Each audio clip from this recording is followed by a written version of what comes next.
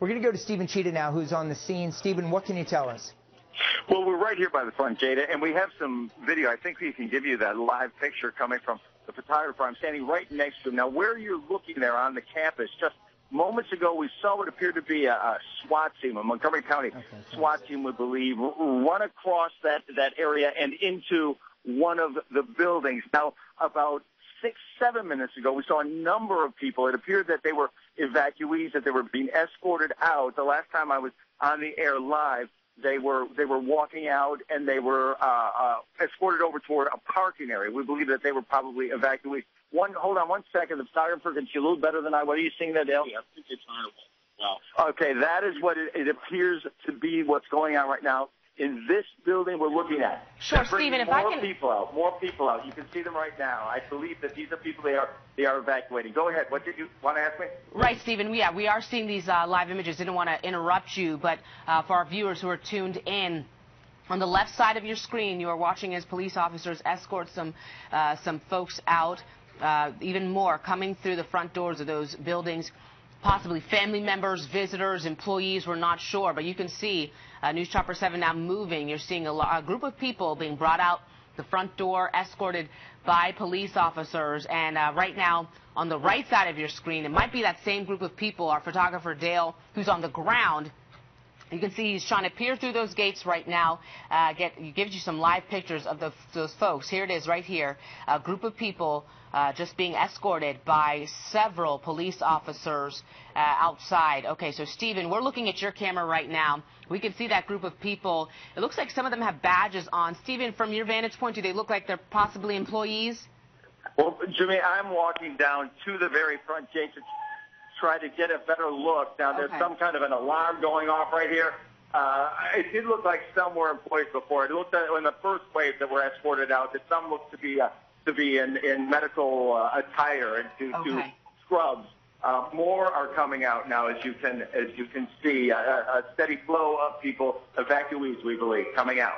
All right, Stephen, you're exactly right. So we've got these live pictures in the smaller box there on the right side of your screen as you see more of those groups of people being escorted out of the front doors of that building by law enforcement officials. And then on the left side of your screen, you can see in that parking lot, right on that kind of driveway that curves around there to the left, huge police presence. You see several black vehicles, unmarked vehicles, marked police cars, the command post bus there, the red one.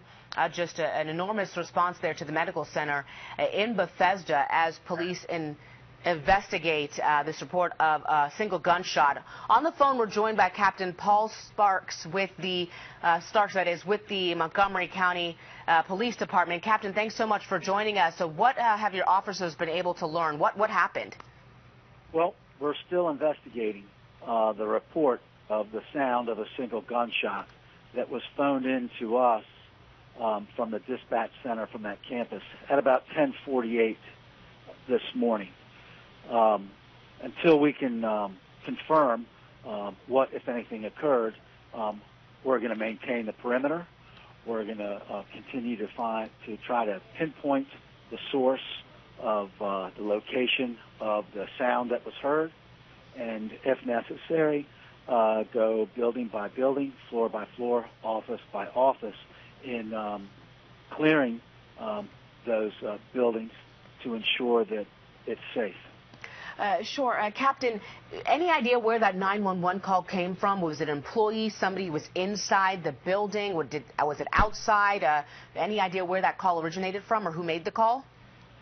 I'm sure that first responders and investigators on the scene know that, working with the dispatch center there at Walter Reed, but I haven't been given that information. Okay. Captain, about how many officers with the Montgomery County can you maybe estimate are there right now assisting with the investigation? Don't have a number to confirm. Many officers, of course, are assigned out of the 2nd District, which covers the greater Bethesda area, which encompasses that campus there, but also all on-duty tactical officers responded, and as well as we put a call out to the other 5 police districts within Montgomery County to send a certain number of officers to assist the scene. There's other agencies as well, to include Maryland State Police, and I'm not sure, but probably other federal law enforcement as well. Sure, Captain, and we saw here from we've got crews on the scene there, and a photographer had his camera up live, and we saw police officers escorting probably about a dozen people outside the front of the building. Do you know if any sort of evacuation is being done for any parts of the building, or for the most part are people just being told to stay kind of shelter in place? Well, I spoke with PIO covering that area. And they have put in a shelter in place for their employees there, I was told. Okay. But I also know that they are also escorting employees from some of those buildings as well. All right, Captain, I believe our Jeff Goldberg has a question for you. Jeff? Captain Starks, thank you very much for joining us. The question, just as we're watching this enormous law enforcement presence going, circling the area, going into the area. We just saw this at Building 197 at the Navy Yard a few days ago. Walk us through, if you could, just the mindset of these officers, as best you can tell, going into a situation like this. The unknown is a great factor, especially after a couple days ago. This just happened in Washington. What are these officers thinking right now? Well, they're leaving their minds open to all possibilities, where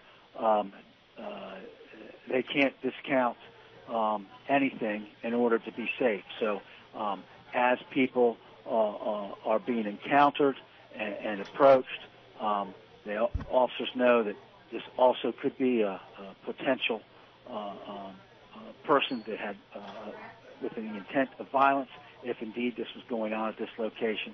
They have to be careful. So while they're treating everybody professionally, they're also being very cautious.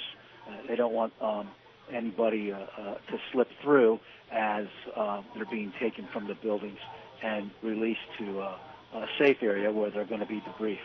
One more question, Captain Starks, is just about the physical layout of Walter Reed. What specific challenges does this location present for law enforcement? I don't specifically have a lot of knowledge about this campus.